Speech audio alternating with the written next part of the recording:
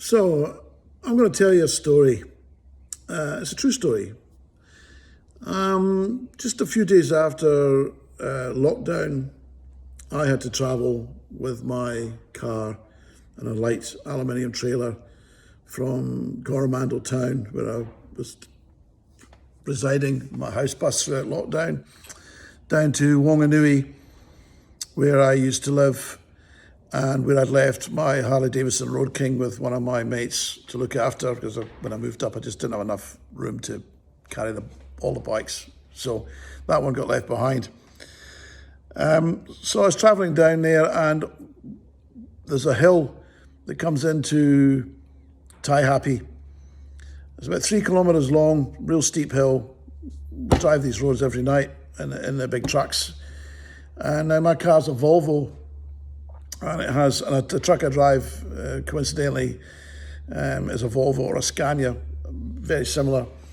And they have the same safety features, as in they have cruise control, they have downhill cruise control, so it's the computer limits the vehicle from going over a certain speed when you're going down hills.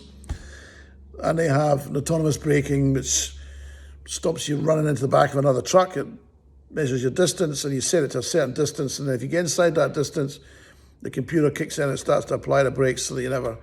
All these safety features are great. Now, if you're in a big truck and you're going down a really steep hill, kilometres long hill, 3 kilometres of that, and you're not using these systems, you're using the brakes, your brakes get hot.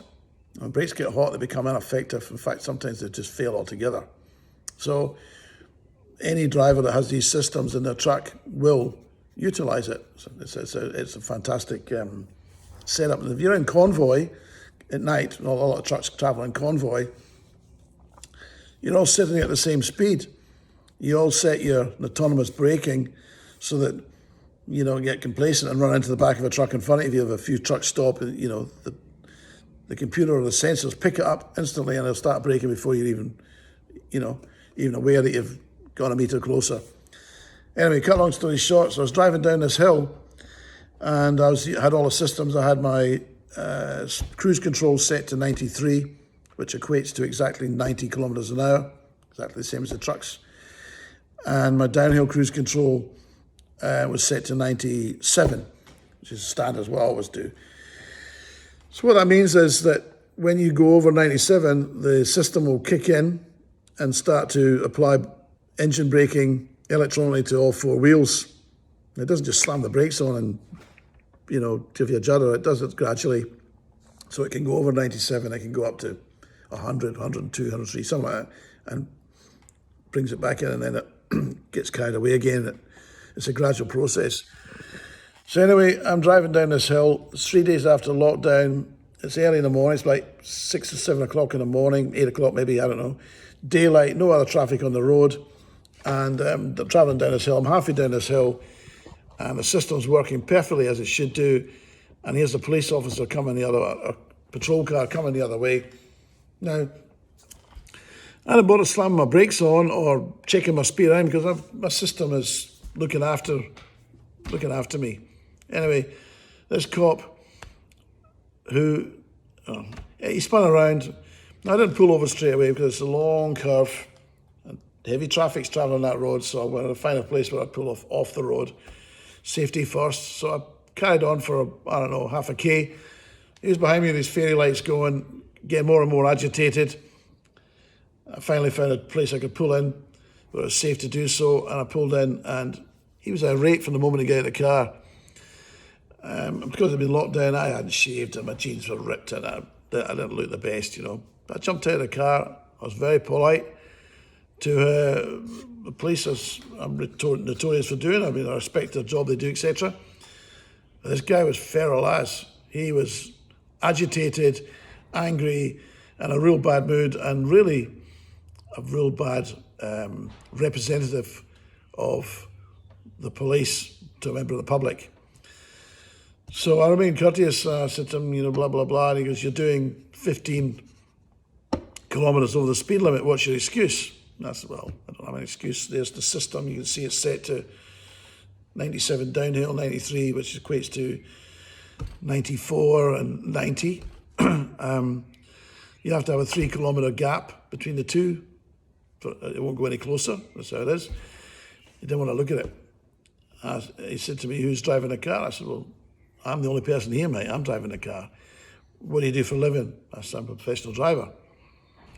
"Oh, you're a professional driver? You're definitely getting a ticket." Now, what sort of message does that send? I mean, I just could not believe the audacity.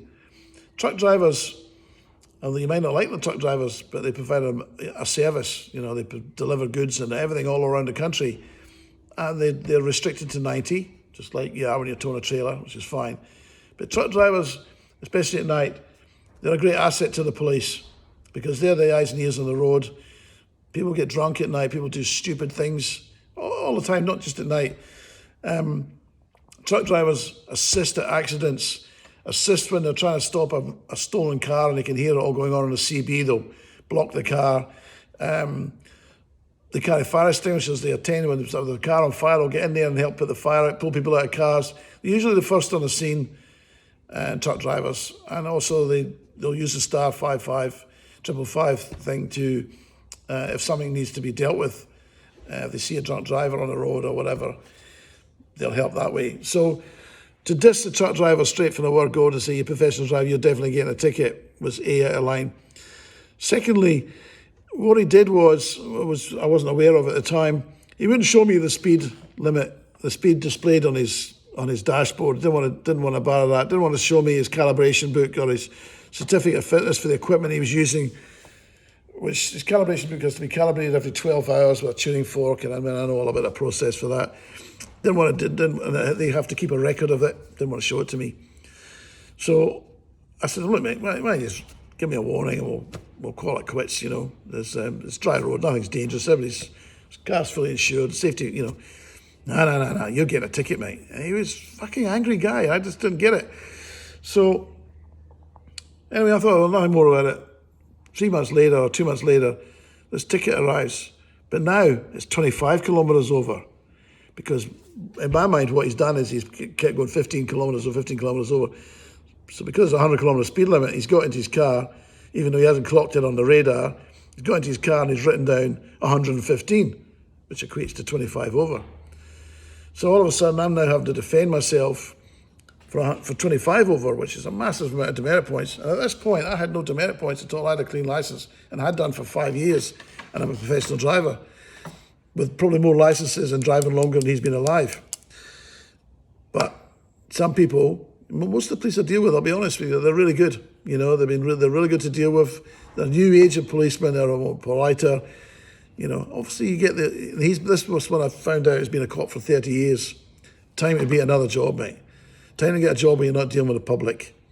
Time to get a job where your anger isn't getting taken out on people and you start using common sense instead of just a belligerent, arrogant, ego-feeding frenzy that you were in that day, which I'm still dealing with. So the story goes on. I got a court date for the 12th of October in Tai Happy. Unfortunately, I'm on a course. I'm on an adventure riding course that week, which I've been talking about on my YouTube channel on the new Yamaha. I've got it all bought and paid for, accommodation and everything. Because I've been moving between Tauranga and Coromandel, my house bus in the Coromandel and the house I'm looking after in Tauranga, I didn't get this correspondence until today or till yesterday when I was on the Coromandel. So I've been ringing around. I've been all day. I've been trying to sort this. I've been trying to talk to the prosecutor. Can't be done. Trying to email the courthouse. Can't be done. Trying to ring the courthouse. Can't be done. You have to ring a number which gives you a general number, and they won't do it. So you have to get a solicitor to do it, which costs you money. So they make it as hard for you as they possibly can. Not only when you phone these 0800 numbers to deal with the Police Infringement Bureau, you're on a phone on hold, you know how it goes. And then they give you these big spiels about go online and do this and do that. And it's just ticking away. And they're paying for it because it's an 0800 number. Hours I've spent on this today. I finally got through to somebody at the police. Her name was Claire. She wasn't a cop. She was just dealing with the Infringement Bureau. She was actually really good, really helpful. She was English, funnily enough. I had to get to somebody English to help, me sort of say, I'm dyslexic, as a lot of you'll know, so I don't want to be writing letters and emails and stuff because I can't spell for shit, Anyway, to cut a long story short, she has changed the address. The mail's going to come to the Tarong address. I'm here mostly, and it's got a mailbox, whereas the other one, it's a house bus and doesn't. So half the time I don't even get the mail. She's going to do that for me. She's really helpful with the information she gave me. So I've been on to my lawyer in Wanganui, who's actually really good. But it's going to cost me a few $1,000s to defend it. It's way more than the ticket would cost me. But you know me, when it's principle and when it's right and wrong, I'm like a dog with a bone. I'm not letting it go. Some of you may have seen the video I did of a speeding ticket I got on my Harley when I was doing 62 in a 50. And you'll have seen how polite I was with the police and how courteous the policeman was and how smoothly it all went. There was no hostility or exchange of words. And I was doing 62. There's no doubt about it. I had my GoPro camera on. I looked at it back later. I was doing 62. So when the ticket came, I paid it. It was only 20 points and $80 fine, but I paid it because it was right. There was no argument. It was right. But this, he's wrong. And as a result of him being wrong, I'm going to fight it all the way. And I'm going to bring you posts along the way of how it all transpires and what happens in court. And I'm just about to send my lawyer a $1,000 retainer to fight it. I'll spend $5,000 on this if I have to, and I'll take it the whole way. I haven't made a complaint about this cop because I'm not that's not really how I roll. I don't ring up and make complaints about people because they're not doing their job properly. I just don't like to do that. It's like telling tales. It's not my way. Kind of old school, So I'm looking forward to court. Actually, the last time I had a court battle with someone, it was with Remax, and they owed me like $30,000 for commissions that they'd stolen and they hadn't paid, and they strung it along for 2 years and they fucked me around, but I didn't let it go.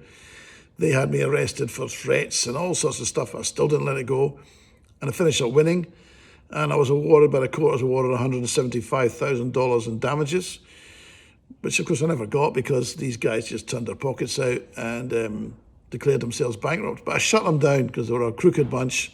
I shut them down, and it cost me $20,000 to do that.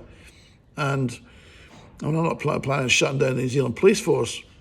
Far from it. I support the police and the hard job that they do.